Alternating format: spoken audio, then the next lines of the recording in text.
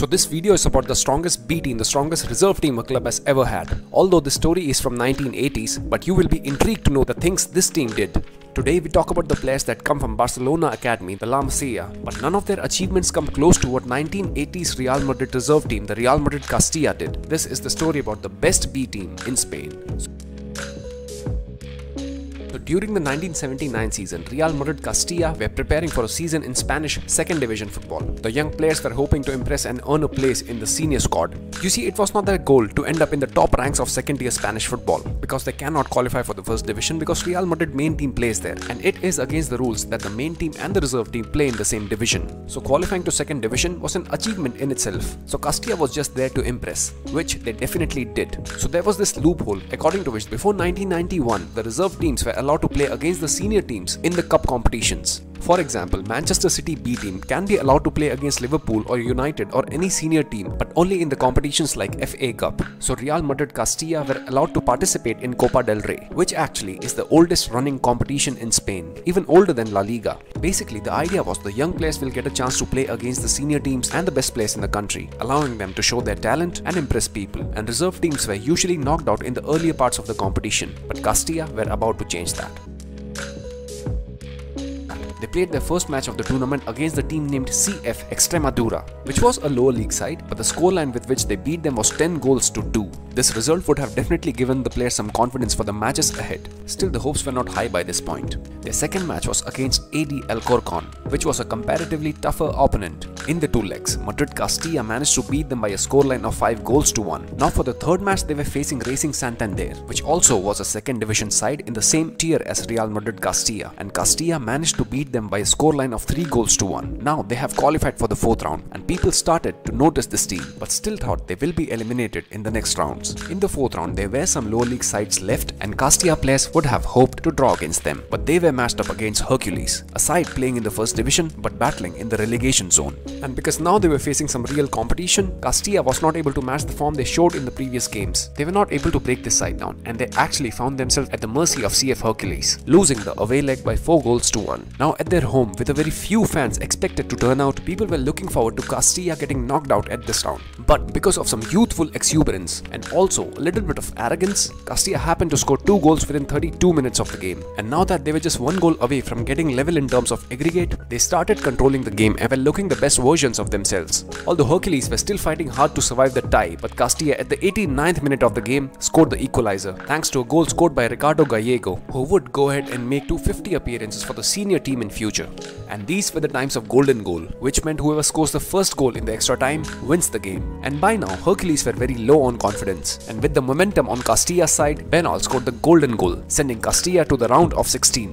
And who were their opponents this time? It was Athletic Bilbao. And people sometimes don't understand how legendary Athletic Bilbao has been throughout Spanish football history. They don't sign any player who's not from the Basque territory, and are the only team apart from Madrid and Barcelona to never get relegated. I'll make sure to make a video on them in future, but understand they were a decent side at that point. They finished 7th in the previous campaign and would go on to win La Liga 3 years later. So Real Madrid Castilla playing against Bilbao was a mismatch in every sense. Imagine the Liverpool under-21 team playing against Tottenham or Arsenal. That's how this match was perceived at that time. The first leg, Castilla played at their home, which was the Real Madrid home ground, the Bernabeu, and normally 8 to 9,000 home fans would turn up to support Castilla, but this time something different happened. There was a record-breaking number of 47,500 people who showed up to support the reserve team, and in a match where Castilla was supposed to lose by a huge margin, they managed to hold Bilbao to a goalless draw. But because the return leg was to be played at Bilbao, a goalless draw was not enough. And Athletic Bilbao will eventually score the goal, although it took them 90 minutes to break the deadlock, but they scored a goal at the end. But there was a small problem though,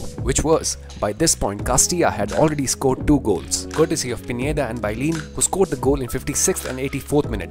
And like that, Castilla was through to the quarterfinals. This was huge. This actually was a big achievement for the young squad, but the important thing was they qualified for the next round. And the opponent they will face this time around was Real Sociedad. And to say that Sociedad was performing well this season would be an understatement. They were competing with Real Madrid A team for the La Liga title, and even the Real Madrid senior squad has failed to beat them. In La Liga, they lost by 4 goals to 0 at the away leg and only salvaged a 2-2 draw at the Bernabeu. So no point saying that Sociedad were expected to win this tie. And the match happened, and you see, I'll be honest, I have not seen that match. I wasn't yet born. But during my research for this video, there was one thing that I read everywhere, and that was, it was one of the best performances by a Madrid side in that decade. First leg was at Sociedad's home ground, and it was a real tight match as expected. Castilla initially took the lead, but just 5 minutes later Sociedad equalized and scored the winning goal with 10 minutes to play, and match ended with a 2-1 scoreline in Sociedad's favour. But you see, by now Castilla was confident and was supposed to play at home, where something epic happened. 100,000 people were in attendance at Bernabeu to watch the B team play. This has not happened for the first team as well. I mean, leave the match, leave the scoreline. Can you just imagine the number of people turned up for that match? They came to watch their reserve team who played in the second division against a team who was leading the first division. I mean, were they not afraid of getting humbled by Sociedad? I guess that was a crazy time in football.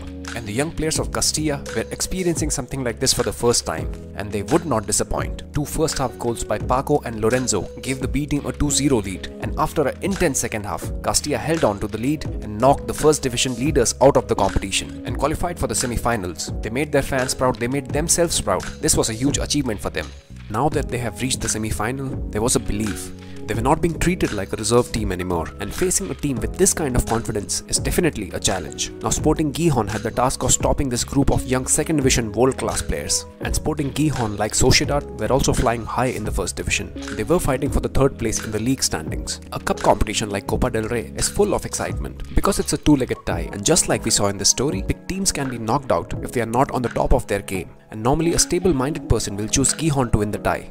But people were not doubting Castilla anymore. They were playing brilliantly. People who saw them witnessed a fluid, dynamic team of 20-year-olds that played with the confidence and aggression expected out of seasoned professionals. But Sporting Gijón, as I told, was a good team at that point, and we're not going to accept that. They wanted to win the competition and fought Castilla hard at their home and defeated them by 2-0. I'm sure many would have thought that this would be the end of the road for the young players, but by now you'd be a fool to write them off. And this time at their home, there was a crowd of 80,000 people came to watch them, and the young players gave them a good time as they watched Castilla absolutely destroy Sporting Gijón. By the time the first half ended, they have already scored 3 goals and were leading the tie by 3-2. Sporting legend Joaquin gave them a faint glimmer of hope by scoring a goal at the 70th minute, but Castilla was not going to go down. The match ended with a scoreline of 4-1, and they have done it. Real Madrid Castilla, the B team, the reserve team, the under-21s have reached the final of Copa del Rey. Now football fans were waiting for the result of other semi-final, and if you don't know the story, it's gonna be a crazy twist, because that semi-final was between Atletico Madrid and Real Madrid, which means if Real managed to beat Atletico, the final would be between Real Madrid and Castilla, the A team versus B team. Anyways, that was an intense tie as well. The match ended in a 0-0 draw at Atletico's home and 1-1 at the Bernabeu. And Atleti missed out on second and third penalty, losing the shootout by 4-3, making way for a Copa del Rey final between Real Madrid and Real Madrid Castilla. And as good the Castilla team was, there was no way Madrid was going to lose to their B team, especially in a cup final. Just to give you an idea about how strong Real Madrid were, I'll share the names of some of the players that Real Madrid main team had: Vicente del Bosque, Juanito, Santillana, and Pirri, to name a few.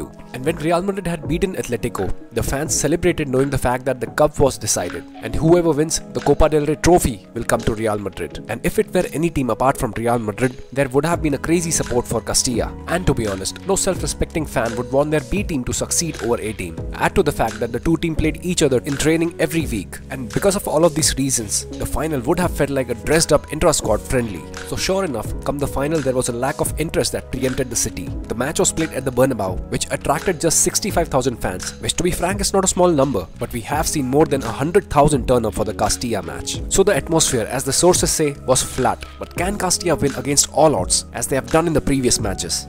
Well, I'm sorry to disappoint, but they got thrashed by the Real Madrid main team. We don't really know if they were not playing at their full potential or if it was something pre-decided, which ideally should not be the case, but Castilla was overwhelmed by the senior players. And the reason some believe was the occasion was too big for them, and some say it was because of the fatigue and a long and successful season they had. And to be honest, they were not only succeeding in the Copa del Rey, they actually finished 7th in the Segunda division as well. So fatigue would very well have been the reason, but with no fans rallying behind them, they lost the match, and the Real Madrid A team scored 6 goals against them. Castilla did get one late goal, but it was just a consolation goal.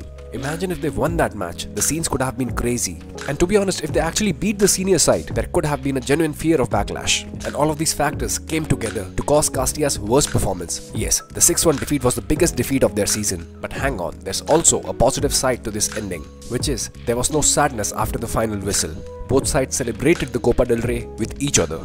Later, the Castilla star player and the future Real Madrid player, Gallego, said, "The fact that we had reached the final meant Real Madrid were guaranteed to take us very seriously. And the truth is, the 6-1 result is the reflection of the distance between us and them." And the Castilla players went on to have great professional careers. Some also played for Real Madrid for a long time and won numerous trophies. And that, guys, was the story of best B team in football. Let me know your thoughts and comment down below if you know any other B team who had a better season than Real Madrid Castilla. Like if you enjoyed the video and subscribe to Football Ledger for regular football stories.